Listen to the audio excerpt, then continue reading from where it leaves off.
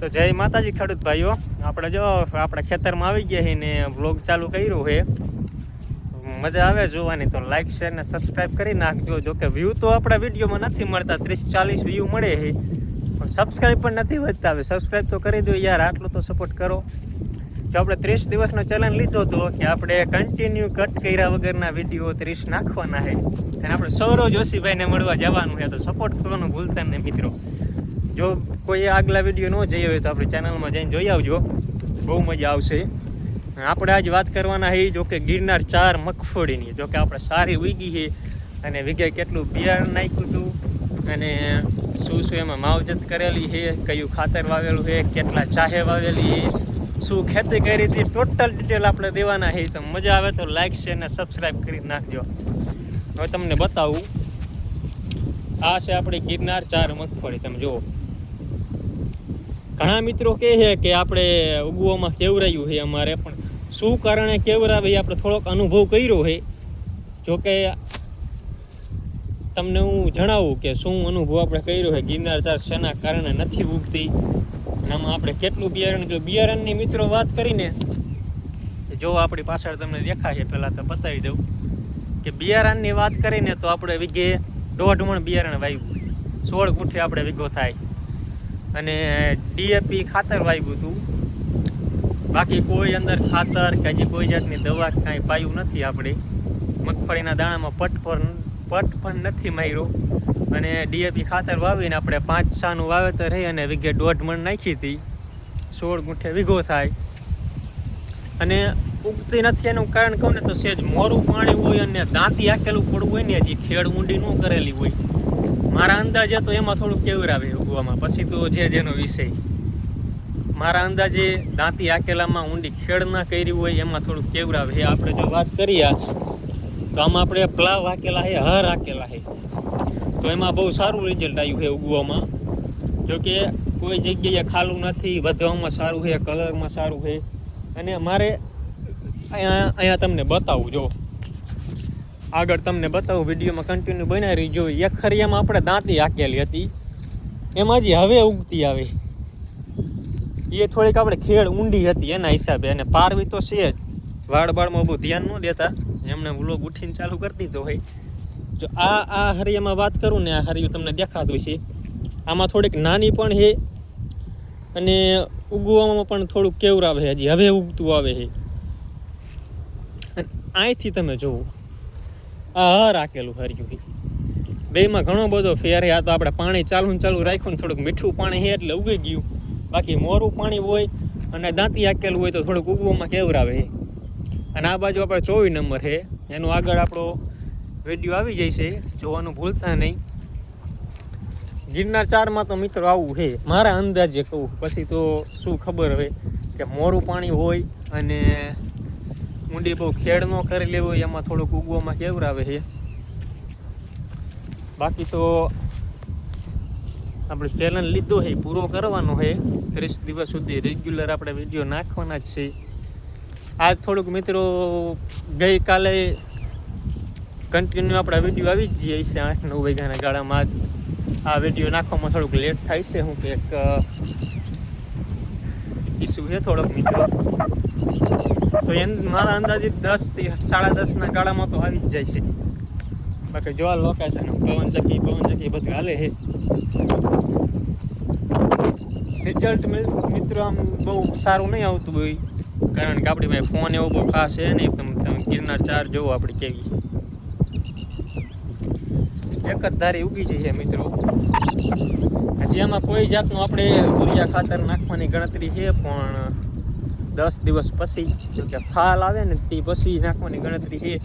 હજી ફાલ તો દેખાતો નથી, તમે જુઓ ફાલ કંઈ છે નહીં એવું છે. બહુ સારી ઉગી જાય એ બહુ મહત્વની વાત છે. બાકી તો આપણે શું કહી, બીજું વરસાદ થઈ ગયો એટલે આંટા મારે છે.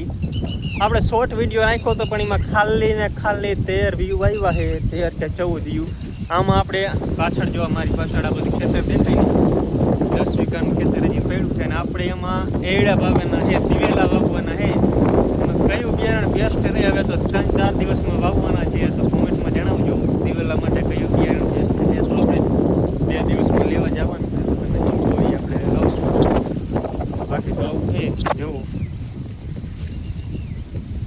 તો હાલે એવું નથી થયું. હાલે એવું થાય એટલે વાવી દેવાના છે હજી. તો જુઓ પાણી ભર્યા હતા ને બધા ગારે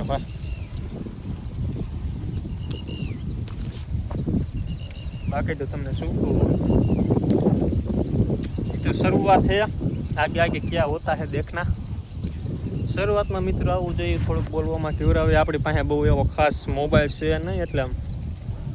બાકી આપણા ઓલા ઉપર નહીં જવાનું હોય જરાય, એવું ન દેખાડાય. એવું તો હોય બધાને, પણ આમ દેખાય નહીં. શું કેમ ફિલ્ટર મારેલું હોય ને, આપણે સાદો ફોન છે સમજ્યા, એટલે બધું દેખાડે.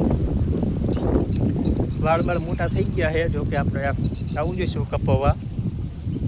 આમાં મિત્રો ક્યાં નવરા નથી થતા. જે મારા મિત્રો ખેતી કરતા હોય એને ખબર જ હશે કે ખેતીમાં શું હોય.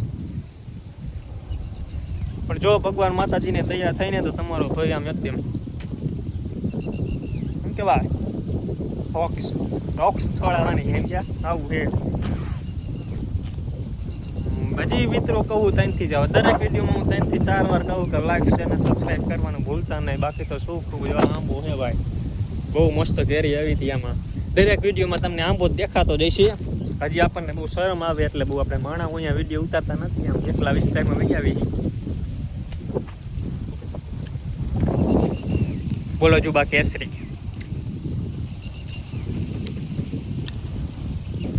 આમ વરસાદ થઈ ગયો ને મિત્રો, આમ રાખા જેવો થાય અંદરથી. હું કરું અહીંયા નવરો થઈ ગયો. હા, ખેડૂત મિત્રો નવરા હોય જ નહીં, આ તો કહેવાનું હોય. બાકી ખેડૂત મિત્રોને ખબર જ હોય કે વરસાદ થાય એટલે અત્યારે ઢોરા ભૂંડ ને એનો બધું ત્રાસ હોય, તે વારાને એવું બાંધવાનું કામ ચાલુ હોય, કોઈ ખાતર નાખવાનું કામ ચાલુ હોય, કોઈ પછી ખેડૂતને માંડ નવરાઈશ મેળી હોય, તો કોઈ ઘર કામ બાકી હોય એ કરતા હોય, કોઈ જાતના ડોક્યુમેન્ટ કરવાના હોય, તો એ અમારા ખેડૂત બધા એની વરસાદ થાય પછી જ કરે. નવરાત ક્યારે થાય સમજ્યા, કારણ કે આપણે ખુદ કરેલું સમજ્યા.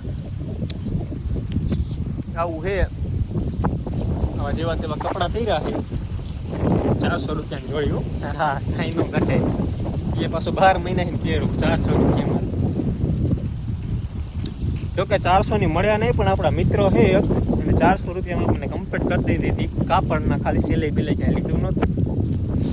એટલે અમુક જગ્યાએ બાકી આવી પીરી મગફળી પડે. હવે એનો અનુભવ આપણી પાસે નથી. જો તમારી આગળ હોય તો જણાવજો. આ માયલી હે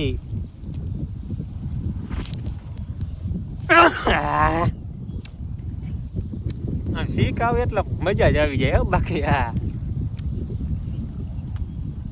બાકી આપણું લુક થોડુંક હવે આમ ફેરવવું જોઈશે એવું લાગે છે, કારણ કે વિડીયો બનાવવાનું ચાલુ કર્યું એટલે જેવું તેવું સારું ન લાગે.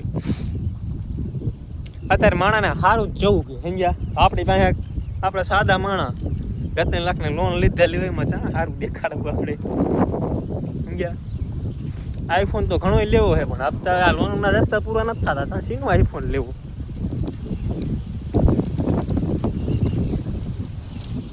આવું છે. બાકી આટા મારું હું જાણ ખેતર કેવું થઈ ગયું. જો એક ધારું મારી પાછળ તમને દેખાતો હોય છે. મસ્ત મસ્ત પવન આવે. એક અહીંયા પવન ચક્રી એક નથી દેખાતી. ત્યાં દેખા જોઈએ કે અહીંયા છે દેખાય. આવું છે. ફોન આપણને બહુ હજી ચાલતા આવડતો નથી, એટલે કંઈક કોઈ ચૂક થાય તો માફ કરી દઈજો. બોલવામાં કંઈક કોઈ ચૂક થયું તો માફ કરી દઈજો. હજી આપણને બહુ શરૂઆત છે આપણી, પણ આ શરૂઆત એક મોટો અંત લાવશે. તમે વિડીયોમાં કન્ટિન્યુ બન્યા રહેજો. વિડીયો નાખવાનું બંધ ન કરવાનું મિત્રો. સૌરવ જોશીએ કીધેલું કે આપણને જે તમે કરો કોઈ બતાવો શું. પણ આપણે શરૂઆત થઈ એટલે આપણે હજી બહુ બતાવી ન શકતા. આપણને એડિટ કરવાનો કોઈ જાતનો અનુભવ નહીં. તો સૌરવભાઈએ કીધું છે, આપણા માઇન્ડમાં રાખી લીધું છે કે કરી બતાવવાનું છે અહીંયા. સૌરવભાઈ જે એની ઓલી શું કહેવાય, એમના ગામમાં ઓલી ધારા છે ક્યાંક શું કહેલું છે પાણી આવે છે, એ આપણે અહીંયા એવું આપણે ધારા જેવું જ છે. એ તમને આગલા વિડીયોમાં હું બતાવીશ. શરૂઆત જ આપણે ધારાથી કરશું સમજ્યા. આગલા વિડીયોમાં હું તમને બતાવીશ. એટલે આપણી ચેનલમાં કન્ટિન્યુ બનાવી રહેજો મિત્રો. અને સારું લાગે તો લાઈક અને સબસ્ક્રાઈબ કરજો. વ્યૂ નથી મળતા, પણ એ વાત દુઃખ નથી મને જરાય. હું કે આપણે શરૂઆતમાં 30-40 વ્યૂ મળે એટલે ઘણા કહેવાય. વિડીયોને આપણે એન્ડ આપી અને સારો લાગ્યો તો લાઈક સબસ્ક્રાઈબ કરી નાખજો. જય જવાન, જય કિસાન, જય માતાજી. બાય.